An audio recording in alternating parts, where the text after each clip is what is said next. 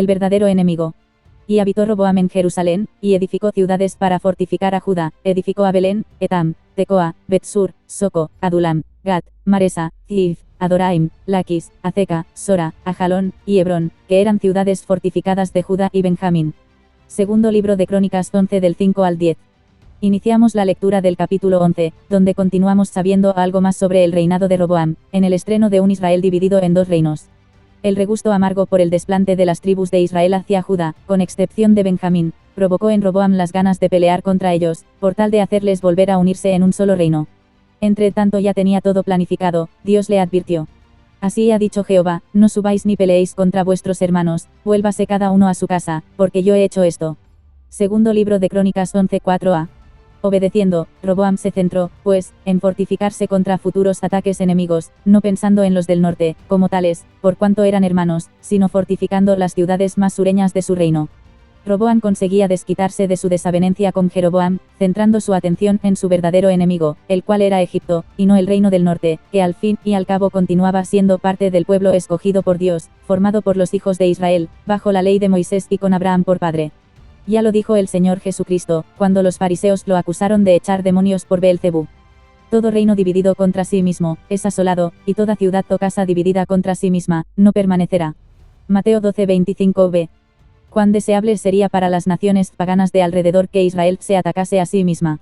Acabaría siendo un banquete en mesa de sus enemigos, comidos fácilmente por ellos a causa de su conflicto interno. A pesar de que la nación acabó dividida en dos reinos, ambas continuarían bajo el amparo del Dios de Israel, bajo la sujeción de la ley de Moisés y bajo la misma identidad en Isaac, como hijos legítimos de Abraham. Además, aunque esta separación acentuaría la consagración del linaje de Judá, escogido para enviar al Mesías prometido desde el tiempo en que Adán pecó, anunciándolo como la simiente de la mujer, el cumplimiento de la promesa alcanzará a todo Israel, y no solamente a ellos sino que, por medio de ellos, será expandida la gracia de Dios por todas las naciones. Al tiempo, Dios híjose humano, y habitó entre nosotros y, muriendo y resucitando al tercer día, según su anuncio al pueblo, ascendió a la diestra del Padre y nos envió al Espíritu Santo, para la regeneración, la santificación y la morada en todo aquel que en él cree, en virtud de nueva criatura y de receptáculo de vida eterna, en Cristo Jesús. Nacía pues, tras su ascensión, la Iglesia de Cristo, gran misterio que tomaba forma como el cuerpo místico del Señor, siendo él la cabeza, y cada creyente, sus miembros. Miembros no solamente judíos, sino de toda lengua, tribu y nación, unidos en un mismo espíritu, sintiendo y proclamando todos la misma cosa, el amor de Cristo y su evangelio de salvación. En los inicios de la Iglesia, su diversidad de razas y culturas fue muy difícil de asimilar, sobre todo por los creyentes judíos, a quienes les tocaba derribar todo el rechazo contra los gentiles que heredaron de generación en generación y desde la confirmación de Israel como un pueblo consagrado a Dios.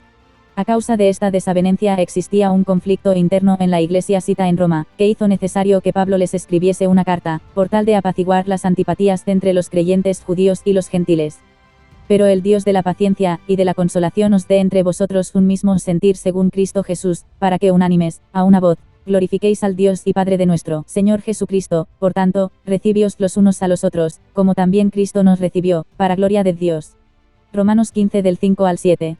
Un llamado a la unidad en un mismo sentir, por el bien del objetivo común, según la voluntad de Dios, de que su gracia sea esparcida por todo el mundo, y sea glorificado en Cristo desde todas las naciones de la tierra. Porque así lo ordenó el Señor, primeramente a sus discípulos. Por tanto, id, y haced discípulos a todas las naciones, bautizándolos en el nombre del Padre, y del Hijo, y del Espíritu Santo, enseñándoles que guarden todas las cosas que os he mandado, y he aquí yo estoy con vosotros todos los días, hasta el fin del mundo. Amén. Mateo 28, 19 y 20. Y confirmándolo después a Pablo.